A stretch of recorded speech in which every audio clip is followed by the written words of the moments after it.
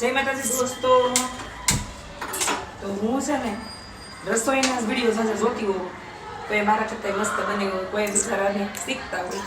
આજકાલ જે વિડીયો જોઉં છું ને તો હમણાં ઓલા રમઝાનના વિડીયો જે આવે ને ઇફ્તિયાર પાર્ટી વાળા એ લોકો મસ્ત મસ્ત જમવાનું બનાવતા હોય. આખો મહિનો તો રહ્યા હોય ને એ લોકો રોજા, એવી મસ્ત સેવ ને એવું બનાવતો હોય. આજ તો મને મન થઈ ગયું.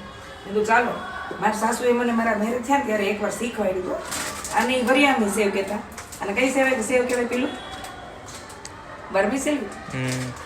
મને એમ થયું કાલે આજે હું તે સેવૈયા બનાવીને ખાઉં, સેવ બનાવીને કહી દઉં ગુજરાતીમાં. જો તમારા દાદી બિચારા ઘઉંની સેવ વણતા પેલા ગામમાં પાટલે ને ખાટલામાં સુકવતા, એ મને યાદ છે પ્રશ્ન.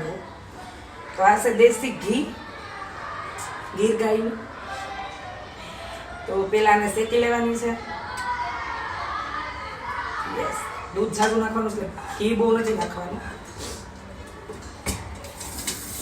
હવે આની અંદર હું નાખું છું આ સેવ. થોડા નજીક લાવ મેરે બેટી, નજીક લાવ. આને હું છે ને ગોલ્ડન બ્રાઉન કલરની થાય ત્યાં સુધી શેકી લેવાની છે. તો દોસ્તો, ધીમા તાપે મેં 5 મિનિટ ઘીમાં સેવ શેકી લીધી છે. ગોલ્ડન બ્રાઉન કલરની થઈ ગઈ છે, મસ્ત સ્મેલી સરસ આવે છે. આની અંદર હું ડ્રાયફ્રૂટ નાખી દઉં છું.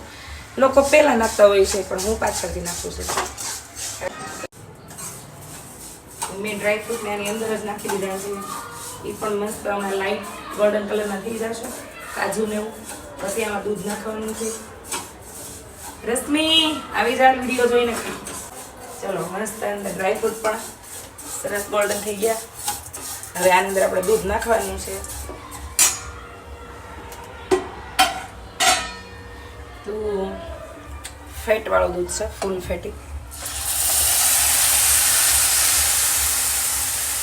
આવશું લીટર જેટલું દૂધ નાખી દઉં છું, 3 લીટર જેટલું. હવે આની અંદર